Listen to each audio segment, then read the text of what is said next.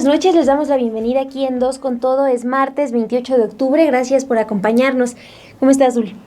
Bien, Mon, justo estaba pensando el tema de San Judas Tadeo, que estuvo muy movilizado fuera de la iglesia de San Hipólito para los fieles. Es que es 28, justamente 28 de octubre. El mero día. Sí, pues gracias por conectarse con nosotras el día de hoy. Les adelanto que les hablaremos del anuncio que hace recientemente el gobierno de Estados Unidos, el gobierno de Donald Trump, para suspender 13 rutas de aerolíneas mexicanas hacia Estados Unidos. Les vamos a dar los detalles. Y Dul, en el Con Todo. En el Con Todo, pues hemos estado platicando sobre los diputados que sesionan desde videollamadas, algunos de ellos con cámara apagada o bien en lugares como jugando pádel, en aeropuerto, en baños y demás. El día de hoy vamos a hablar sobre cuánto está gastando la Cámara de Diputados y también la Cámara de Senadores para que los legisladores puedan tener este lujo. De esto y más vamos a platicar este martes 28, una breve pausa y arrancamos.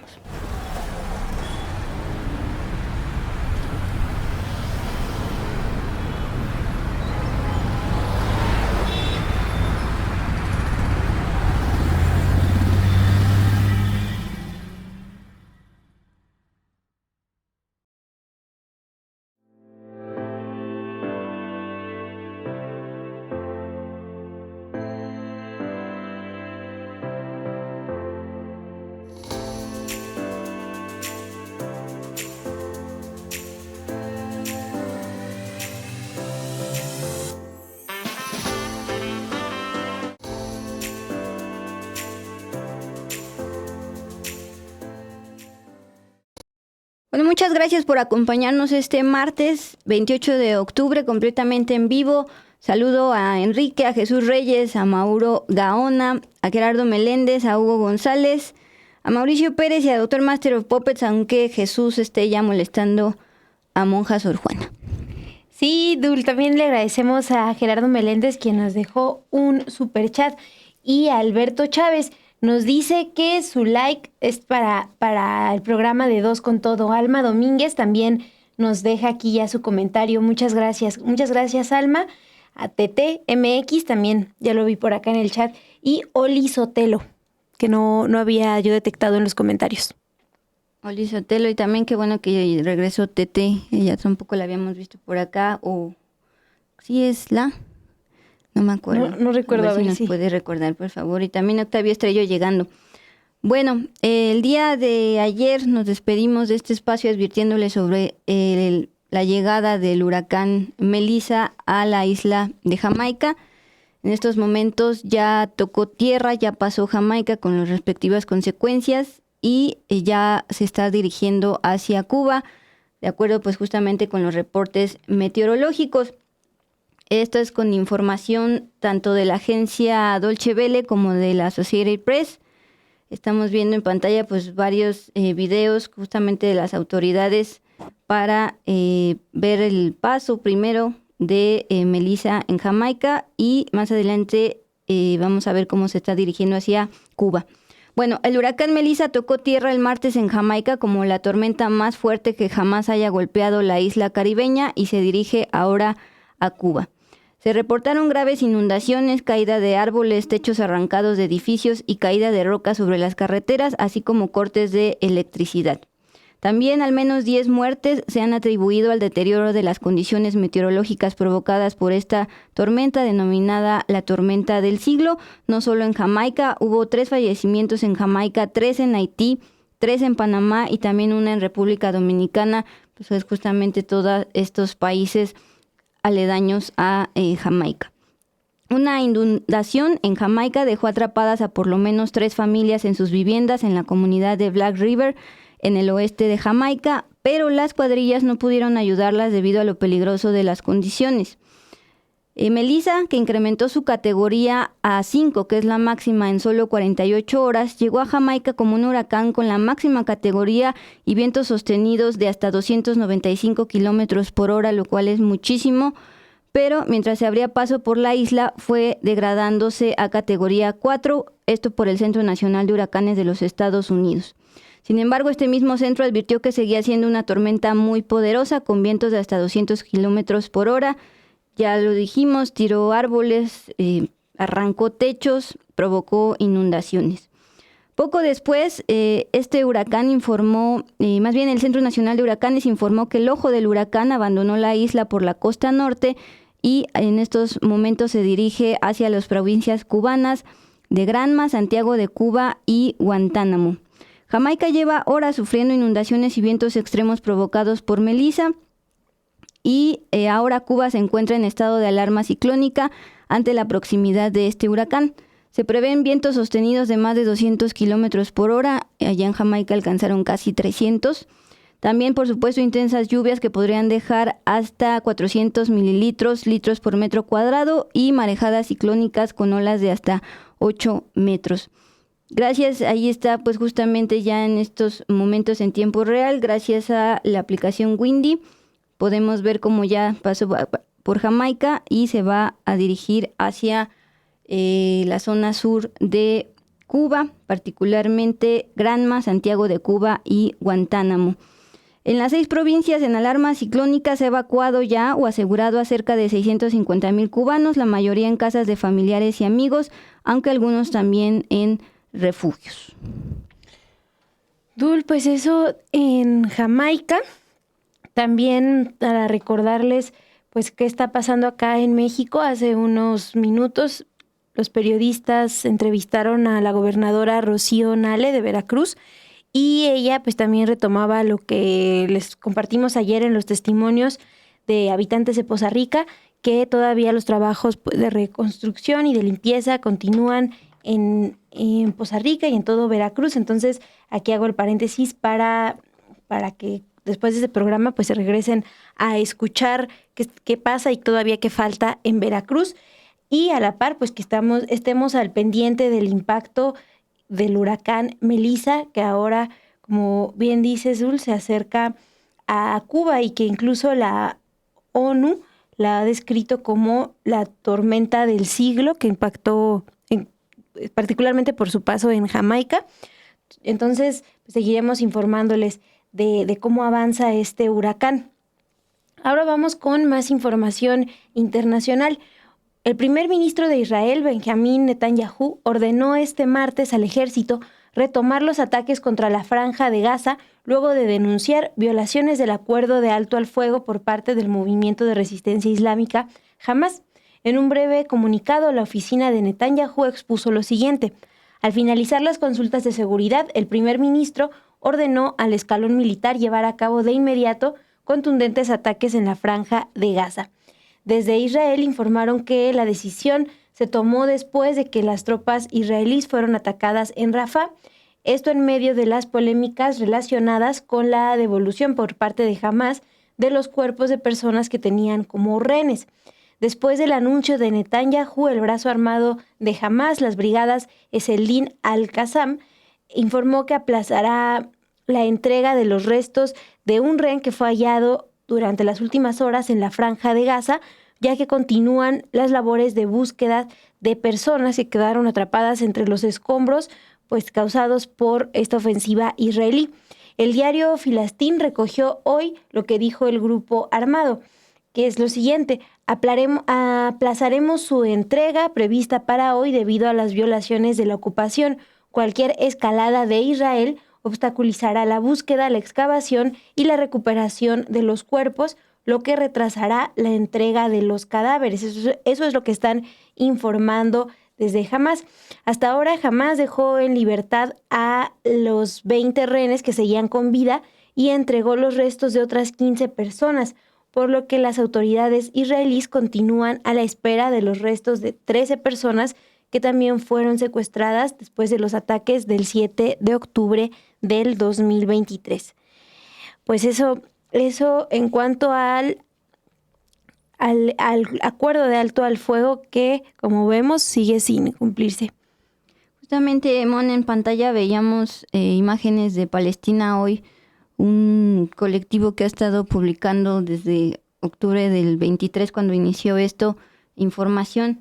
y hasta el día, bueno, del martes hasta las 2 de la mañana del miércoles, hora de allá, hora de Franja de Gaza, está contabilizando 42 fallecidos en Ciudad de Gaza, en centro de Franja y sur de la Franja. Es decir, como aquí también plantea, las fuerzas de ocupación israelíes continúan volando barrios palestinos más allá de la llamada línea amarilla, que es lo que comentábamos la otra vez, Mon, cuánto tiempo iba a durar esta supuesta alto al fuego organizado por Trump, luego de que en días previos y en altos al fuego previos se habían terminado o violado por Israel. Sí, Dul, pues sigue en pausa este acuerdo y pues sobre todo también enfatizar que lo que está diciendo Hamás es que tampoco pueden continuar con la búsqueda de restos, sí están recibiendo ataques. Y también me puse a pensar que estos ataques se dan luego del regreso masivo de palestinos confiados en este alto al fuego. Durante muchos meses pues ya había muchos desplazados y luego que regresaron es que vuelven a seguir atacando más allá de la famosa línea amarilla impuesta por el propio Israel. Bueno, sin más, Mon, tienes esta información del Departamento de Transporte de Estados Unidos sobre la decisión en torno a rutas que tienen que ver también aquí con México, con el AIFA. Sí, hoy el gobierno de Estados Unidos revocó la aprobación de 13 rutas de aerolíneas mexicanas hacia dicho país. Esta fue una orden que emitió el Departamento de Transporte estadounidense y les compartiremos información que publica la agencia Bloomberg. De acuerdo con el Departamento del Transporte estadounidense, esta medida se toma en respuesta al incumplimiento del Acuerdo de Transporte Aéreo del 2015. Así lo anunció hoy por la noche el secretario de Transporte, Sean Duffy. Con esta medida, el gobierno de Trump no permitirá a las aerolíneas mexicanas operar vuelos nuevos y algunos ya existentes desde el AIFA, que se ubica en el Estado de México. Esta orden del gobierno estadounidense cancela todos los servicios combinados, aquellos en los que las aerolíneas transportan pasajeros y carga en el mismo vuelo entre Estados Unidos y el Aeropuerto Internacional Felipe Ángeles, el AIFA. También la agencia Bloomberg informa que esta medida congela cualquier expansión de dichos servicios por parte de aerolíneas mexicanas entre Estados Unidos y el Aeropuerto Internacional Benito Juárez de la Ciudad de México. Todo esto es citando a la información que da a conocer este martes el Departamento de Transporte de Estados Unidos. ¿De qué está acusando Estados Unidos a México? Bueno, del incumplimiento del acuerdo bilateral de 2015 y señalan un comportamiento anticompetitivo persistente. También agregó que México ha cancelado o congelado vuelos de aerolíneas estadounidenses durante 3 años, lo que violaría el tratado. En este comunicado agregó el titular del Departamento de Transporte: hasta que México deje de jugar y cumpla con sus compromisos, seguiremos haciéndolo responsable. Ningún país debería poder aprovecharse de nuestras aerolíneas, de nuestro mercado, ni de nuestros pasajeros sin consecuencias. Bueno, un discurso que va en línea con lo que ha señalado el gobierno de Donald Trump, que todos están en contra de Estados Unidos, y pues es lo mismo a lo que señala el día de hoy el Departamento de Transporte. Y solo reiterar este dato citado por la agencia Bloomberg, de acuerdo con el Departamento de Transporte. Esta nueva orden cancela todos los servicios combinados, es decir, aquellos en los que las aerolíneas transportan pasajeros y carga en el mismo vuelo entre Estados Unidos y particularmente el AIFA, no se menciona en lo absoluto el ICM Benito Juárez. Y solo como dato, mencionar que de acuerdo con el propio AIFA en su página de internet, opera vuelos del AIFA hacia Texas, particularmente McAllen y Houston. Pues Dul, ese es el dato y conforme avance el programa les compartiremos si ya hay algún pronunciamiento tanto de autoridades mexicanas como de aerolíneas. Sí, sobre vamos a todo estar... la aerolínea y del propio AIFA. Sí, vamos a estar aquí atentas a la información que, como les comentamos, está en desarrollo. Y hay más información que tiene que ver con Estados Unidos y esta insistencia en atacar a países de Latinoamérica. Bueno, hoy el gobierno de Estados Unidos se informó que de la ejecución extrajudicial de 14 personas que estaban a bordo de 4 lanchas que fueron atacadas por las Fuerzas Armadas estadounidenses en el Pacífico, mientras que la Secretaría de Marina de México confirmó que funcionarios realizan una operación de búsqueda y rescate para hallar a la única persona que sobrevivió. El secretario de Guerra de Estados Unidos, Pete Hegseth, confirmó este martes que se realizaron 3 ataques letales contra embarcaciones. Como Estados Unidos ha dicho en las últimas semanas, se trataría de embarcaciones utilizadas para transportar narcóticos hacia Estados Unidos. Las lanchas fueron atacadas en aguas internacionales por orden del presidente Donald Trump. Les decíamos, se realizaron 3 ataques contra 4 embarcaciones y de acuerdo con la información que da a conocer Estados Unidos, 8 hombres se encontraban a bordo de una de estas embarcaciones durante el primer ataque, 4 hombres estaban a bordo de otra de las embarcaciones, otros 3 se encontraban a bordo de la embarcación que fue pues atacada en un tercer momento y en total pues son 14 hombres quienes fueron asesinados, uno sobrevivió. Las autoridades mexicanas aceptaron coordinar el rescate de este único sobreviviente. Todavía no se ha confirmado si será entregado a Estados Unidos, pero hay que recordar que en otros operativos los sobrevivientes fueron repatriados a países como Colombia y Ecuador. La presidenta Claudia Sheinbaum se pronunció sobre estos ataques en la mañana. Recuerden que desde la semana pasada ya también había condenado los ataques a embarcaciones en aguas internacionales. Ella confirmó que la Secretaría de Marina se va a ocupar del rescate de este único sobreviviente por razones humanitarias. También desde la mañana adelantó que pidió una reunión entre el embajador estadounidense, la Marina y la Secretaría de Relaciones Exteriores para revisar el tema en el marco de la cooperación en seguridad. Y hoy a las 5:30 de la tarde, la Secretaría de Relaciones Exteriores informó que en la sede de esta secretaría se reunieron el canciller Juan Ramón de la Fuente, el secretario de Marina Raimundo Pedro Morales y el embajador de los Estados Unidos en México, Ronald Johnson. De acuerdo con la Secretaría de Relaciones Exteriores, este encuentro tuvo como objetivo fortalecer la coordinación bilateral entre México y Estados Unidos en materia marítima.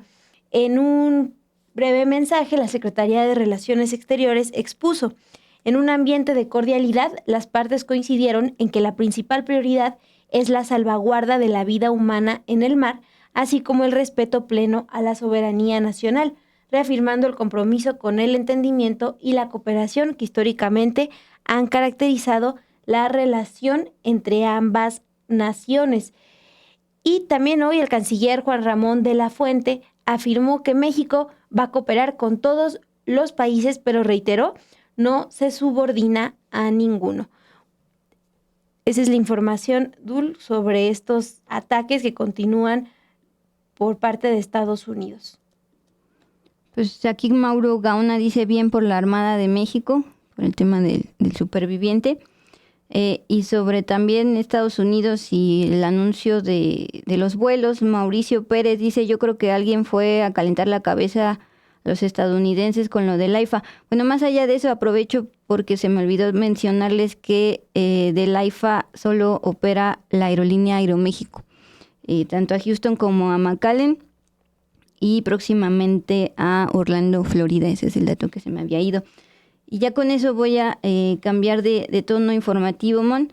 Quiero leerles una noticia textual del diario La Jornada, porque justamente da a conocer sobre cómo uno de sus corresponsales murió trabajando justamente en la cobertura en las inundaciones, particularmente en Hidalgo. Esta es la nota del diario La Jornada, firmada por Redacción.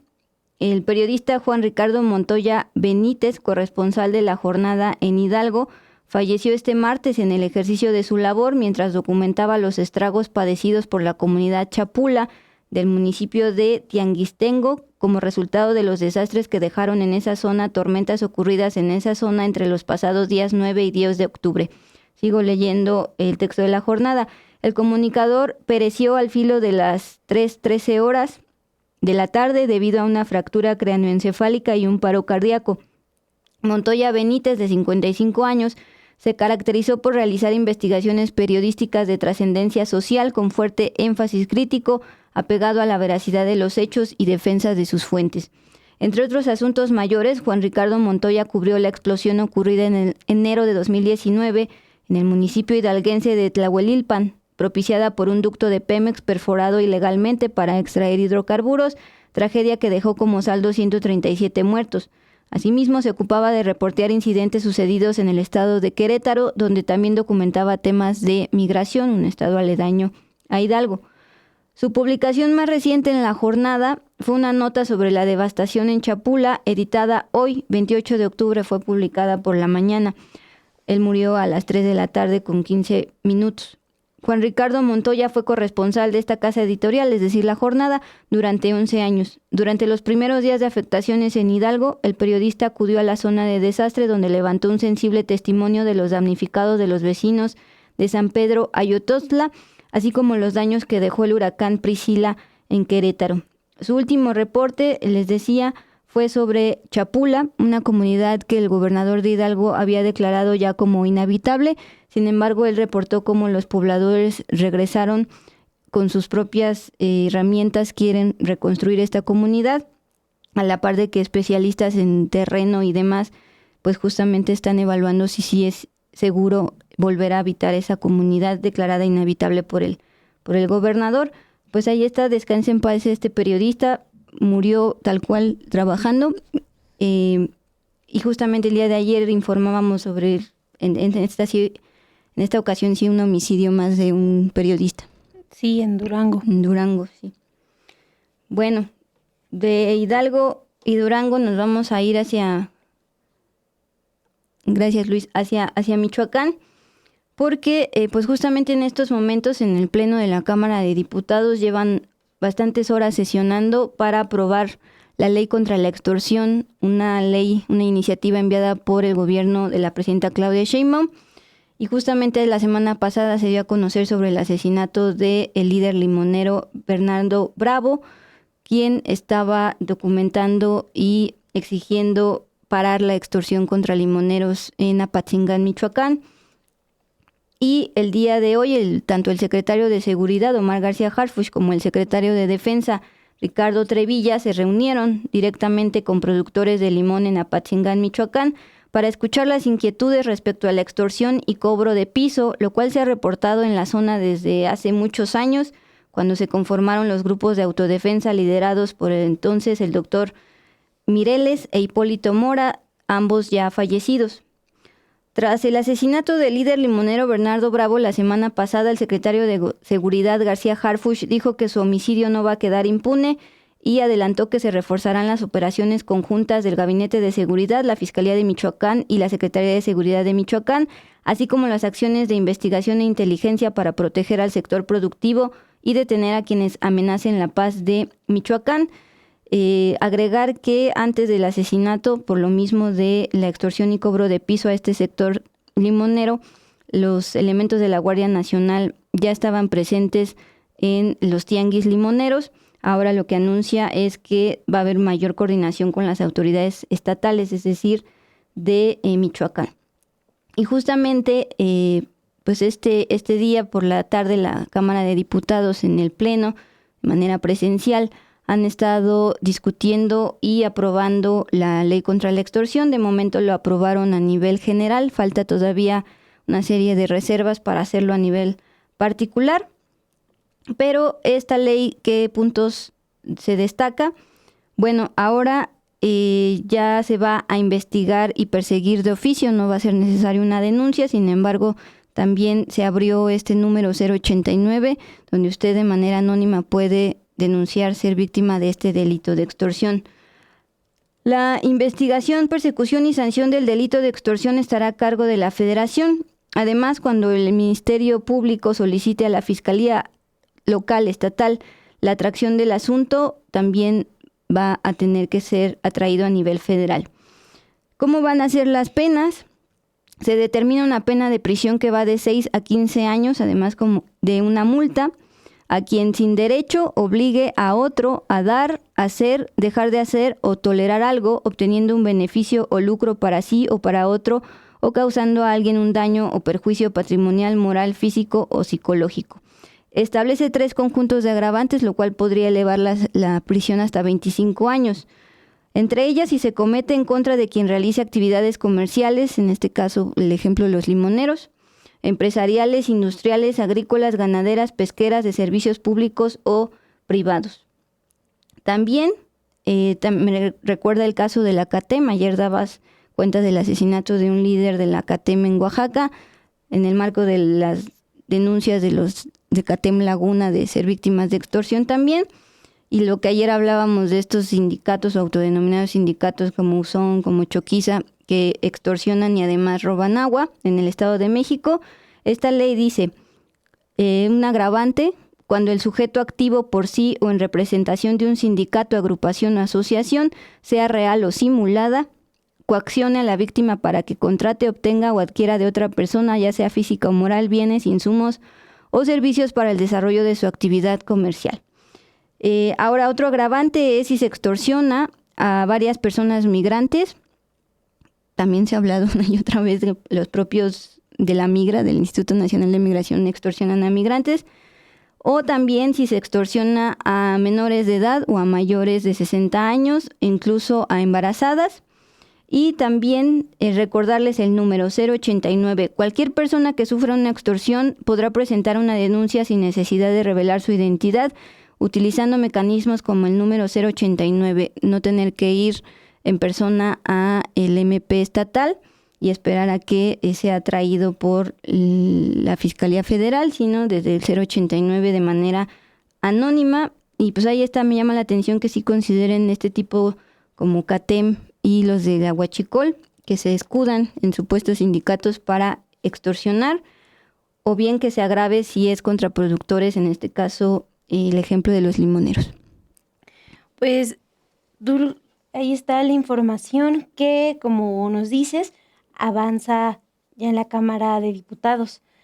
Y sí, pues hay que recordar que desde hace unos meses, desde la Secretaría de Seguridad Pública Federal, pues se ha reconocido que el delito de la extorsión es todavía un pendiente que tiene los gobiernos locales y el gobierno federal por disminuir. Pues así es como avanza esta ley contra la extorsión en la Cámara de Diputados. Vamos ahora, Dul, antes de ir al con todo, con información que se publica el día de hoy en Sin embargo MX de nuestro jefe de información, Obed Rosas. Ayer les informamos, sin embargo, de la detención de Víctor Manuel Álvarez Puga, el empresario, también conocido por tener uno de los despachos de abogados más importantes de México y por ser esposo de la conductora Inés Gómez Montt.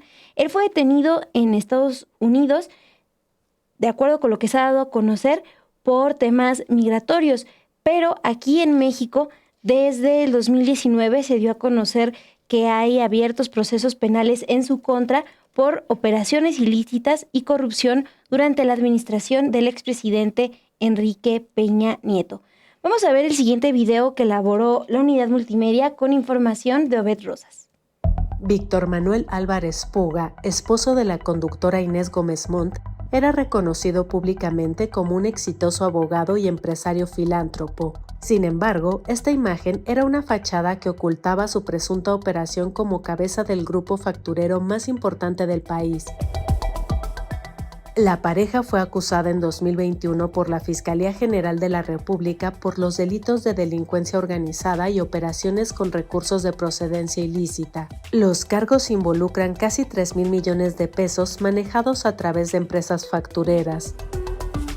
Álvarez Puga fue detenido recientemente en Estados Unidos por razones migratorias, no en cumplimiento de una orden de extradición. Aunque su arresto no está directamente vinculado a los delitos en México, las autoridades estadounidenses podrían deportarlo si confirman la irregularidad de su estancia o si se activa una ficha roja de Interpol. El empresario y su esposa abandonaron México en 2019 trasladándose a Florida, luego de que se hicieran públicos procesos penales en su contra por presuntas operaciones ilícitas durante el gobierno del expresidente Enrique Peña Nieto. Desde entonces, Gómez Montt permanece prófuga. Inés Gómez Montt, el rostro más visible de la pareja, se caracterizó por llevar una vida de lujo. En Estados Unidos adquirió una mansión que anteriormente perteneció a la cantante Cher y otra propiedad vecina de Donald Trump. La trayectoria de Álvarez Puga incluye la fundación de su despacho de abogados en el año 2000. Para 2010, el Servicio de Administración Tributaria cateó sus oficinas en 7 ciudades, acusándolo de desarrollar esquemas de sustitución laboral para evadir impuestos y obligaciones con los trabajadores. A pesar de estas investigaciones, en 2016 la Subprocuraduría Especializada en Investigación de Delincuencia Organizada desestimó el caso.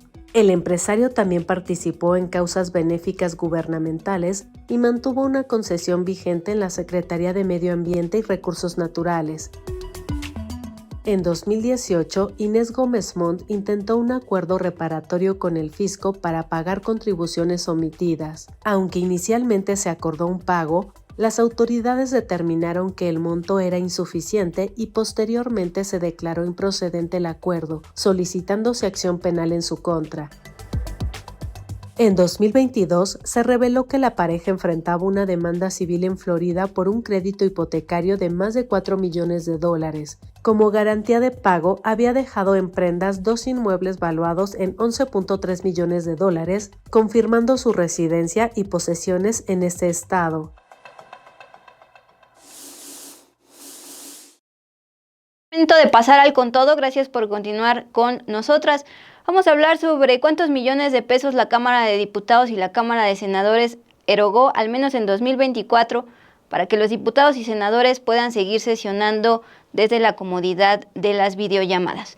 Vamos pues con el con todo.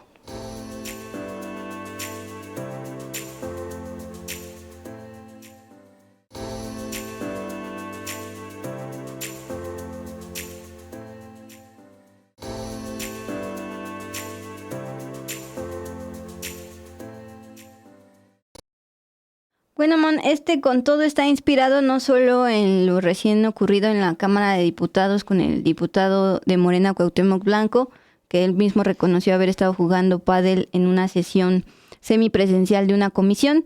También ha ocurrido en otras ocasiones. Ahorita les digo los diputados que han estado pues aprovechando esto. Dentro de un avión estaba sesionando el diputado morenista Roberto Domínguez. También desde el 2021, cuando era más común este tema de sesionar desde vía remota por el tema de la COVID-19, desde el baño, como el diputado panista Federico Dorin, o incluso también desde una taquería, como el diputado de Movimiento Ciudadano Gildardo Pérez. De hecho, cuando abre su cámara se ve atrás uno de estos famosos letreros de taquerías con el producto y el precio. Bueno, entonces, a la par de esto, y que la propia presidencia de la Cámara de Diputados ya se pronunció al respecto, esta semana la Auditoría Superior de la Federación publicó más auditorías, incluyendo auditorías al gasto de la Cámara de Diputados y a la Cámara de Senadores. Esto en el marco de que, ustedes recordarán, en diciembre del año pasado, el senador Adán Augusto López insinuó que había habido contratos irregulares en la Cámara de Senadores en tiempos de Ricardo Monreal. Bueno, spoiler, no encontraron nada, pero aprovechamos para rascarle y encontrar estos datos. En 2024, la Cámara de Diputados y la de Senadores gastaron en conjunto más de 13 millones de pesos para contratar servicios de Internet y también plataformas para trabajo en línea, justamente para que los legisladores, senadores y diputados puedan sesionar pues desde videollamada. En el caso de diputados lo hacen por Zoom, En el caso de senadores lo hacen por otra herramienta que ahorita les vamos a mencionar. Incluso a veces lo hacen con cámara apagada.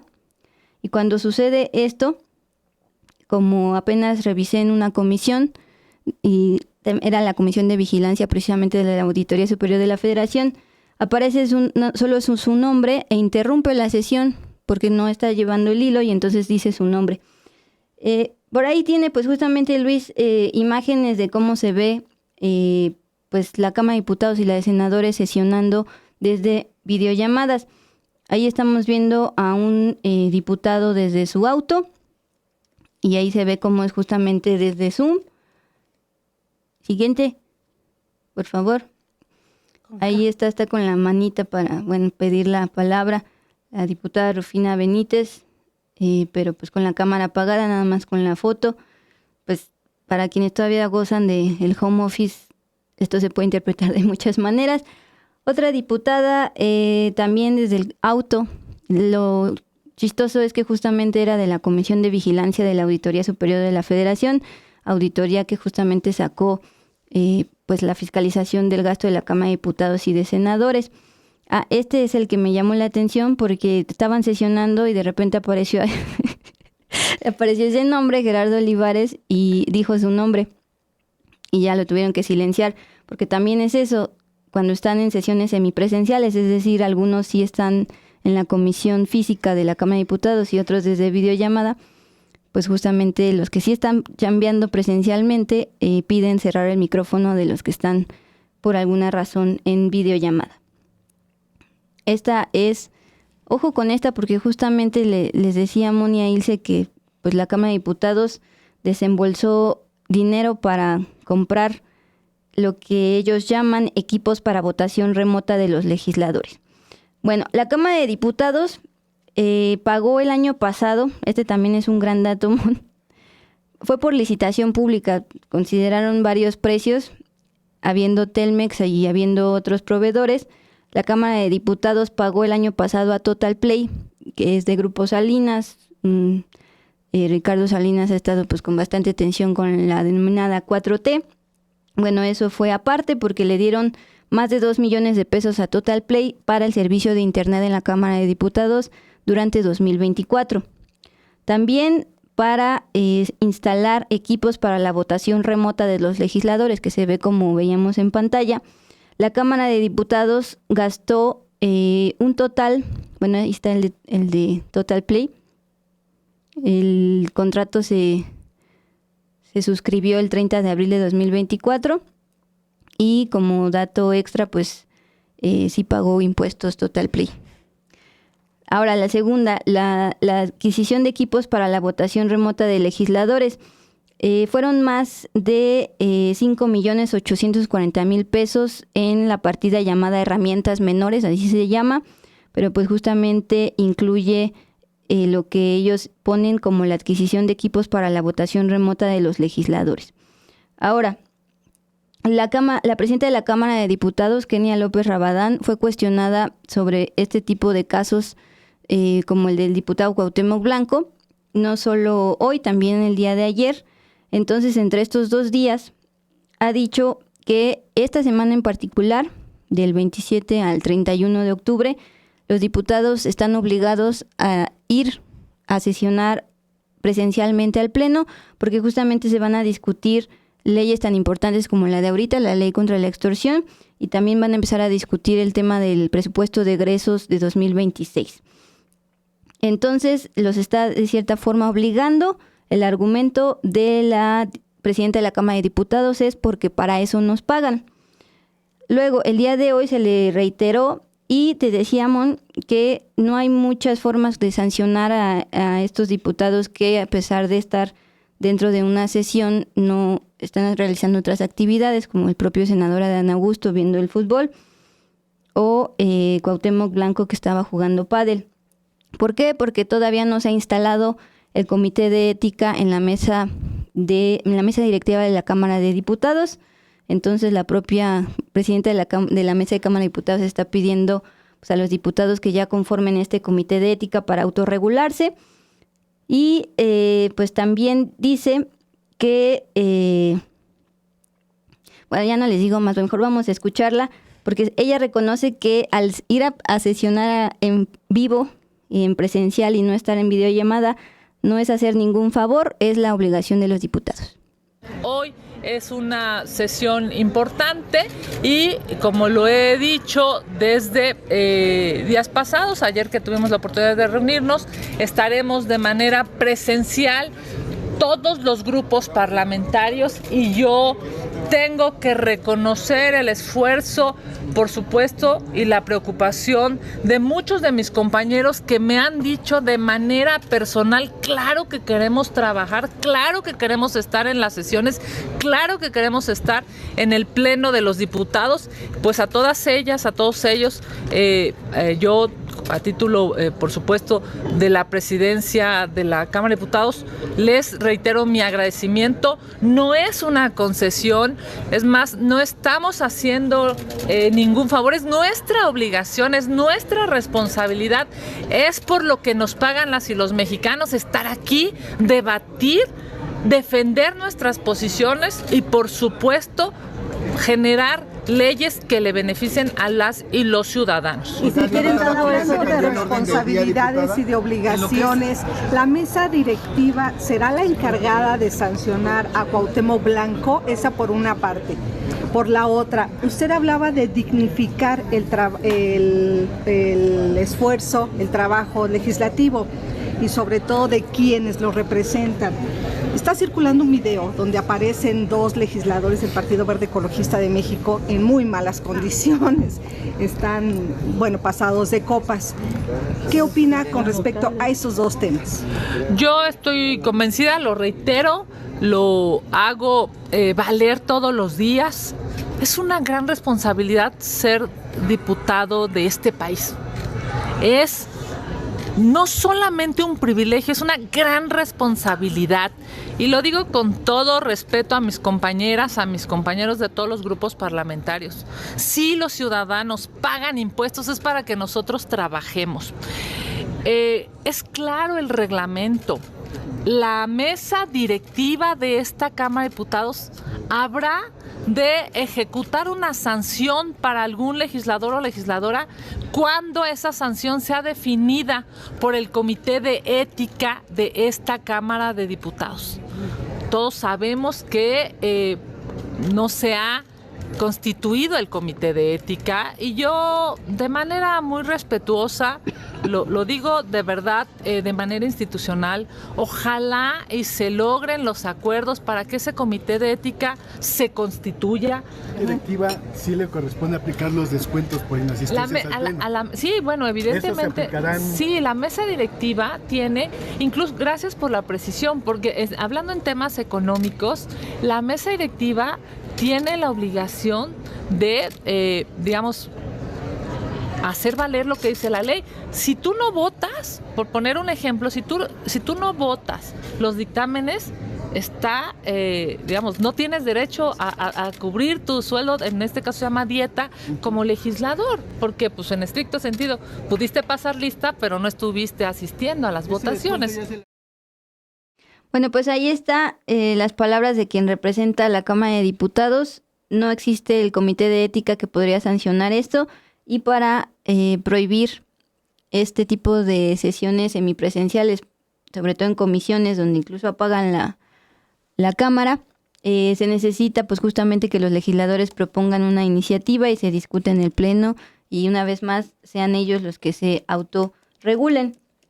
Vamos a plantear estos dos contratos, uno de la Cámara de Diputados y otro de senadores, porque como decía la diputada Kenia López, los mexicanos pues justamente esperan que trabajen porque su salario viene de los impuestos que pagamos. El 30 de abril de 2024, va sobre Total Play. El 30 de abril de 2024 y después de revisar precios, es decir, si se consideraron otras opciones, la Cámara de Diputados licitó a Total Play Telecomunicaciones de Grupo Salinas 2.885.000 pesos por el servicio de enlace alterno de Internet.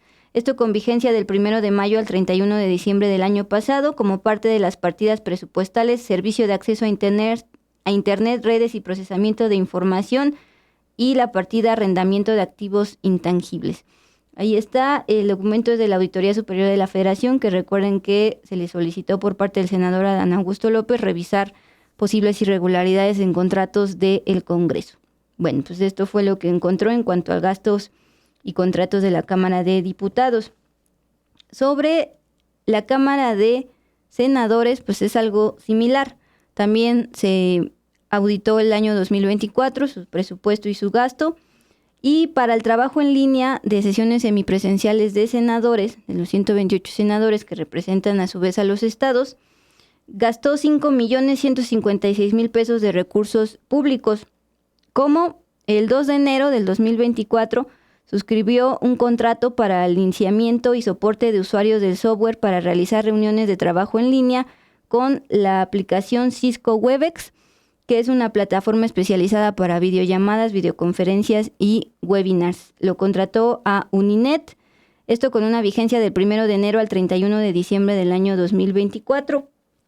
Se implementó el licenciamiento para 420 usuarios de la plataforma Cisco Webex con los módulos Meeting, Training, Events y Support. Es decir, no solo les contrataron su plataforma para videollamadas desde el Senado, sino también el entrenamiento para aprender a usarlo, y que, por ejemplo, lo que le pasó al diputado Federico Dorin, que tenía la cámara prendida mientras estaba en el baño, porque acuérdense que en el 2021 todavía nos estábamos familiarizando con este tipo de plataformas. Bueno, otro tema que me llamó la atención, Mon, es que me recordó un poco lo que decía la otra vez de los magistrados del Tribunal de Justicia Administrativa a nivel federal, que aunque ellos también a veces sesionan por videollamada, les dan vales de gasolina. Aquí es más o menos parecido, pero les pagan sus peajes en las casetas de autopista. Recuerden que son 500 diputados de diferentes entidades. Les pagan el peaje, pero algunos sesionan desde videollamada, desde home office. Entonces, fíjate cuánto desembolsaron. 74 millones de pesos para pagarle peajes a los diputados desde 2021 hasta 2024. Y aparte, pues ahí está para que se den un quemón de, así como hemos dicho desde el Poder Judicial cuánto ingresan, pues también hablar de cuánto están ingresando los diputados y también los empleados, que por cierto en 2024 todavía estaban contratados bajo outsourcing. La Auditoría Superior de la Federación detectó eso. Acuérdense que según esto la Secretaría del Trabajo ya prohibió esa figura, pues porque le impide al trabajador acceder a derechos básicos como el seguro social. En el caso del Senado y de diputados, sobre todo son trabajadores de limpieza los que están en outsourcing, al menos en 2024 todavía lo estaban. Dul, pues aquí en el chat nos decían, desde que dimos a conocer esta información de Cuauhtémoc Blanco sesionando mientras jugaba pádel, pues hacían esta crítica de cuánto están ganando y por qué se permite que sigan sesionando de manera virtual. Pues con esta información que analiza la Auditoría Superior de la Federación, vemos pues justamente que siguen los contratos para capacitar a los legisladores para plataformas, para que usen esas plataformas virtuales. Que puedan votar, o sea, adquirir un equipo especial para votar vía remota. A ver si justo Luis nos puede volver a recuperar esa imagen, que es donde se ve justamente la página del presidente de la comisión que está sesionando, y se ve justo esa pantalla negra con nombres de diputados, esa mera. Así, eso es lo que nos costó más de 5 millones de pesos, puesto para que puedan votar de manera remota. Y la gran pregunta de por qué en pleno 2025, cuando ya la COVID-19 no es una emergencia mundial ni nacional en cuestión de salud, es de acuerdo con la propia presidenta de la Cámara de Diputados, Kenia López Rabadán, porque los diputados no han creado una iniciativa que lo prohíba, así como tampoco tienen el comité de ética que los autorregularía y sancionaría por este tipo de faltas de respeto.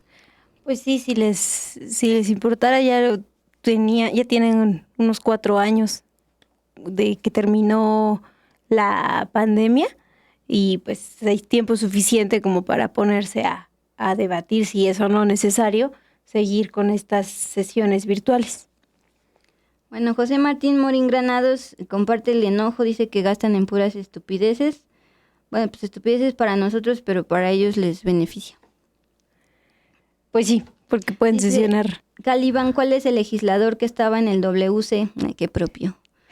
Para quemarlo en redes sociales, pues se quemó en su momento en 2021 Federico Dorin. Ahora está de diputado en Acción Nacional en 2021. Pues acuérdense que nos estábamos familiarizando con eso y era más común que no apagaran el micrófono o el video y se vieran cositas. Sí, eso de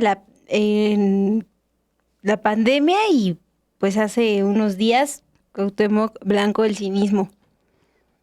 Sí, pues por culpa de él podrían, al menos esta semana sí están obligados a todos ir presencialmente y discutir lo del egreso de 2026.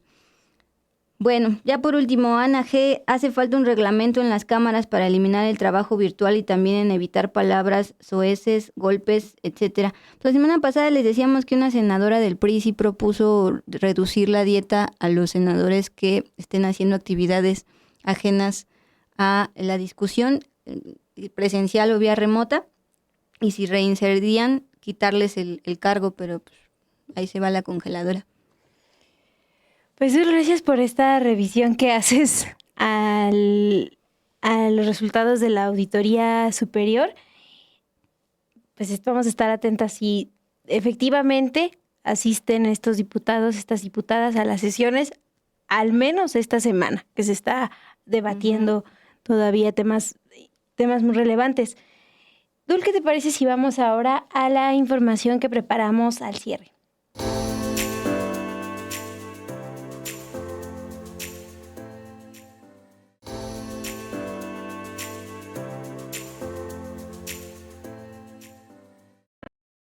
Bueno, nos vamos ya con las últimas informaciones de esta noche. El día de hoy la presidenta Claudia Sheinbaum respaldó al director del Fondo el Fondo de Cultura Económica, el escritor Paco Ignacio Taibo II, quien ha sido señalado de emitir declaraciones machistas la semana pasada. El día de hoy, mujeres escritoras y también activistas protestaron afuera de la sede del Fondo de Cultura Económica para pedirle una disculpa pública y también que renuncie como director de este Fondo de Cultura Económica tras descalificar el trabajo literario de mujeres. En la entrada del edificio colocaron nombres y fotos de escritoras como Elena Garro, Rosario Castellanos y Cristina Rivera Garza. Sin embargo, les decía, la presidenta Claudia Sheinbaum respaldó a Ignacio Taibo. El 23 de octubre, en una conferencia de prensa de la propia presidenta, Taibo afirmó que el Fondo de Cultura Económica no iba a caer en las cuotas de género para regalar libros en América Latina, porque, cito, no merece la pena enviar un poemario escrito por una mujer horriblemente asqueroso de malo.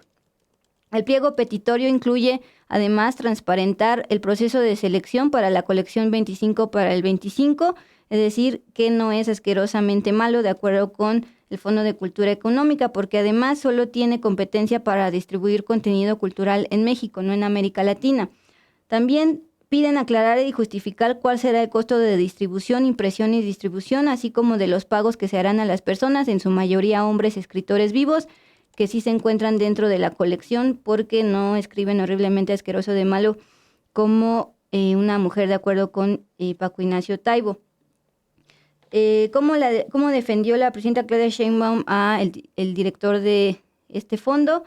Dijo que es un gran compañero y ya dijimos que vamos a hacer una colección especial de escritoras, autoras mexicanas y latinoamericanas. Así ya habló al respecto, y ante la crítica y la protesta fuera de esta sede, el propio director respondió en un video en redes sociales, pero no mencionó una disculpa pública que fue solicitada precisamente por las escritoras mexicanas. Ahí lo estamos viendo. Y él dice: en 7 años el Fondo de Cultura Económica ha tenido una posición de combatir bajo todas las formas la discriminación de lo femenino. Taibo, que pues justamente desde el sexenio pasado está en este Fondo de Cultura Económica y repitió con la presidenta Claudia Sheinbaum, agregó lo siguiente: el machismo es una enfermedad social que hay que combatir y hay que establecer las reglas de oro del igualitarismo. A trabajo igual, a oportunidades iguales, privilegiar en condiciones de igualdad a mujeres para resolver un problema ancestral que venimos cargando, fue parte de sus declaraciones, luego de que están pidiendo no solo disculpas, sino que renuncie al cargo. Pues Dul, esa es la información sobre la protesta de mujeres escritoras y activistas a raíz de estas declaraciones del titular del Fondo de Cultura Económica. Vamos también con información al cierre, porque mañana se tiene previsto un mega bloqueo de transportistas en la Ciudad de México. Se espera pues que distintas vialidades sean perjudicadas. Así lo anunciaron integrantes de la Fuerza Amplia de Transportistas. Están anunciando que desplegarán al menos 8,000 unidades de transporte público para exigir a las autoridades que atiendan sus demandas. Se ha anunciado que los bloqueos comenzarán desde las 6:30 de la mañana y que las vialidades afectadas serán la autopista México-Pachuca, México-Cuernavaca, la autopista México-Toluca, México-Puebla, también Periférico Norte, Insurgentes Norte y Sur, Indios Verdes, Observatorio, Tasqueña, la calzada Ignacio Zaragoza, Juárez, Reforma y Valderas, todo esto desde las 6:30 de la mañana. Lo que anunciaron es que en un primer momento se realizarán bloqueos para impedir el paso pues por carreteras y otras vías de entrada a la Ciudad de México, esto de las 6 de la mañana a las 11:30. Después se espera una megamarcha que partirá del Monumento a la Revolución hacia el Zócalo de la ciudad. La concentración se tiene agendada para las 2 de la tarde y la marcha comenzará a las 3 de la tarde. ¿Por qué están diciendo que protestarán? Bueno, están pidiéndole a la jefa de gobierno, Clara Brugada, que atienda las demandas relacionadas con el aumento a la tarifa del transporte público.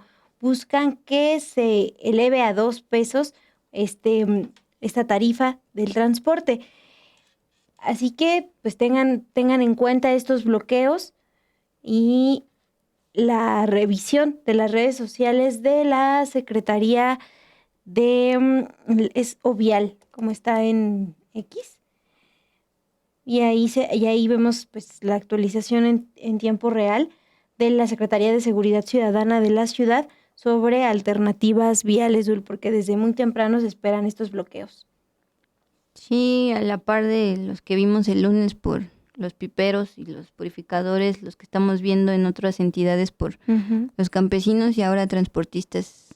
Lograron hace unos días el tarifazo en el Estado de México, incluyendo el Maxibús, y ahora buscan también aumentar el transporte público aquí en la Ciudad de México, al menos 2 pesos. Sí, pues es el llamado al gobierno de la Ciudad de México. Vamos a estar al pendiente de qué informan desde el gobierno de la ciudad. Y Dul, pues antes de irnos, ¿qué te parece si les agradecemos pues a ustedes por acompañarnos, por comentar el día de hoy? Fabián Peña nos envía saludos desde Cuernavaca, Morelos. También Isabel Baubal, que nos deseó también una buena noche desde más temprano. Mauro Gaón estuvo comentando. Ailana Castro, Alma Domínguez también nos deseó buenas noches. Y Enriquito Vega, que está también acá comentando, al igual que Led García. Ya por último, tanto Alma Domínguez como Led García y Laura CH estaban diciendo que no sacáramos de contexto la declaración de el director del Fondo de Cultura Económica. Ya les leí tal cual la textual. No merece la pena enviar un poemario escrito por una mujer horriblemente asqueroso de malo. Ellas agregaban, bueno, sobre todo Laura agregaba pues que dijo más al respecto, pero pues recibió críticas que la propia presidenta agregó que van a solicitar una colección de escritoras. Sí. Pues gracias por estar aquí también al tanto de las notas, porque retoman esos comentarios. Pues gracias a Elsie García ya en producción y aquí a Luis Mata en operaciones. También Lluvia Hernández nos está apoyando. Que tengan buena noche.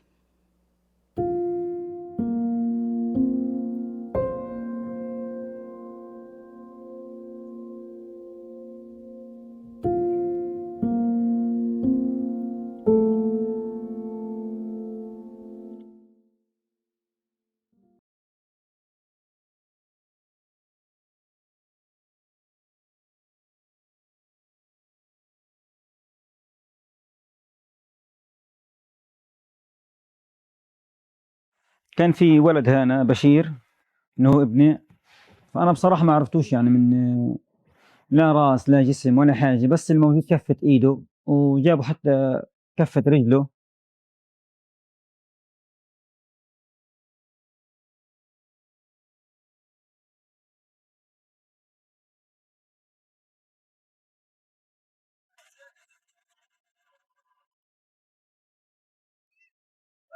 ونشدت ما خليتش، نشدت على التواصل الاجتماعي، نشدت على الدفاع المدني، رحت لهم انا شخصيا، نشدت اللجان الطوارئ، اللجان الشعبيه، ما خليتش حدا الا نشدته انه احنا بس اكرم مرتي واولادي ادفنهم، بس انا طلبي الوحيد اني اكرم مرتي واولادي ادفنهم عشان انا اعرف انام.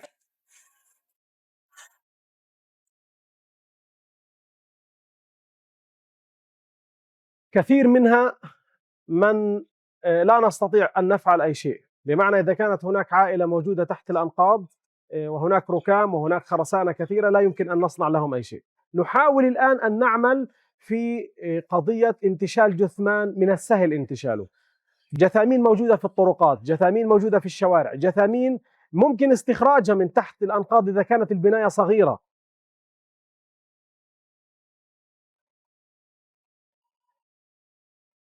بالنسبه لي انا المستقبل انتهى عندي بصراحه، اقول لك اياها. انا هلقيت تفكيري ادفن مرتي واولادي، بعدين انا اطلع برا اشوف حياتي بصراحه. يعني انا